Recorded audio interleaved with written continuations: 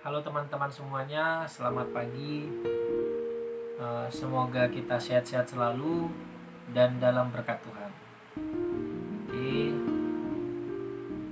hari ini hari Jumat tanggal 24 April 2020. Ayat renungan pada hari ini, di pagi hari ini, diambil dari Yesaya 25 ayat 6 sampai 9 dan 1 Petrus 1 ayat 13 sampai 16. Oke. Pertama Yesaya 25 ayat 6 sampai 9. Kita baca sama-sama ya. Kalau ada di rumah, Alkitab dibuka, di HP juga bisa, kita baca bareng-bareng. Keselamatan bagi bangsa-bangsa di Sion. Tuhan semesta alam akan menyediakan di Gunung Sion ini bagi segala bangsa-bangsa suatu perjamuan dengan masakan yang bergemuk, suatu perjamuan dengan anggur yang tua benar, masakan yang bergemuk dan bersumsum, anggur yang tua yang disaring endapannya. Dan di atas gunung ini Tuhan akan mengoyakkan kain perkabungan yang diselubungkan kepada segala suku bangsa dan tudung yang ditudungkan kepada segala bangsa-bangsa.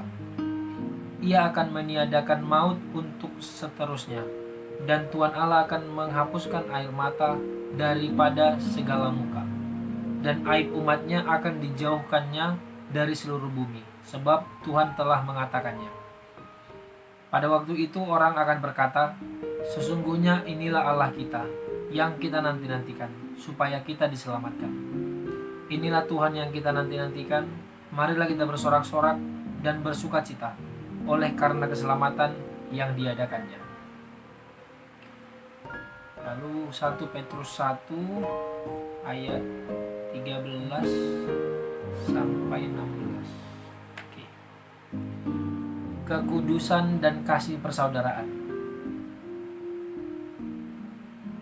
Sebab itu, siapkanlah akal budimu, waspadalah dan letakkanlah pengharapanmu seluruhnya atas kasih karunia yang dianugerahkan kepadamu pada waktu pernyataan Yesus Kristus. Hiduplah sebagai anak-anak yang taat dan jangan turuti hawa nafsu yang menguasai kamu pada waktu kebodohanmu.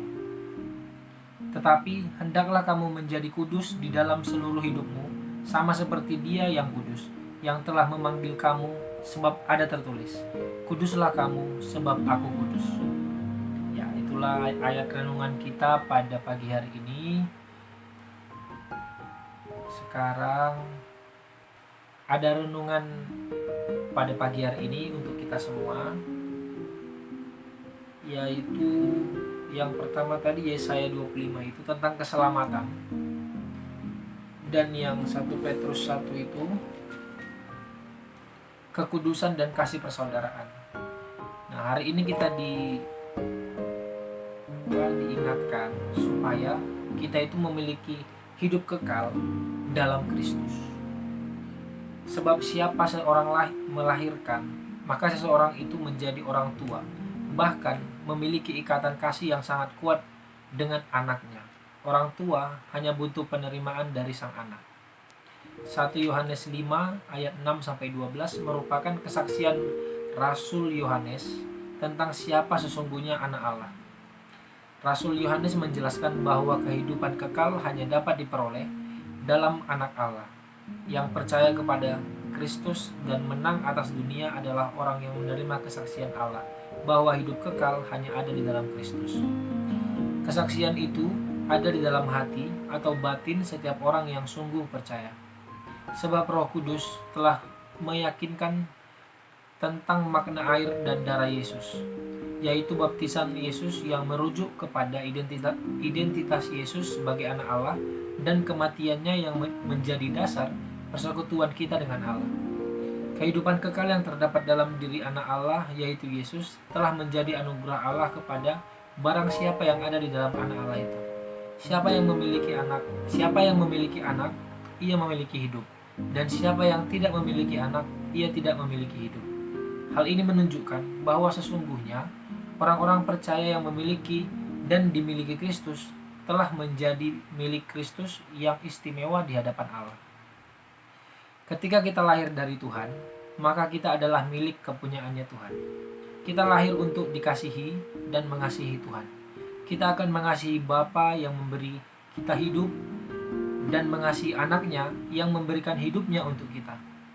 Kita akan mengasihi anak-anaknya karena kita adalah anggota keluarga Allah. Jadi, ketika kita lahir dari Tuhan, kita memiliki kepastian bahwa kita memiliki kehidupan yang kekal. Barang siapa memiliki anak, ia memiliki hidup. Percaya kepada Kristus bukan sekedar pengakuan otak atau bibir, tetapi menjadi arah seluruh hidup supaya kita menikmati hidup bersama dengan Allah. Oke. Ya, itulah sedikit renungan pada pagi hari ini.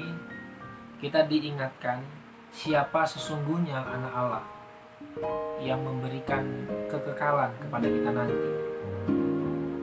Dikatakan bahwa yang percaya kepada Kristus dan menang atas dunia adalah orang yang menerima kesaksian Allah bahwa hidup kekal hanya ada di dalam Kristus. Jadi teman-temanku yang percaya di dalam nama Yesus, tidak usah takut, kita sudah pasti beroleh hidup yang kekal. Yang penting kita melaksanakan semua titah Tuhan, berperilaku yang baik, tidak membalas kejahatan dengan kejahatan, tapi kita balas dengan kebaikan. Kalau bisa kita mendoakan atau memberkati dia, mendoakan dia supaya tetap sehat, supaya dia sadar apa yang dia lakukan itu sebenarnya tidak baik untuk kita. Jadi biar Tuhan nanti yang menyadarkan dia, walaupun tidak sadar-sadar ya itu nanti. Yang penting kita jangan membalas apapun dengan kejahatan. Kita harus bisa dengan kebaikan. Walaupun sulit tidak apa-apa, tapi itulah jalan Tuhan. Oke? Stay home, jangan lupa berdoa. Habis renungan berdoa, oke? Dadah.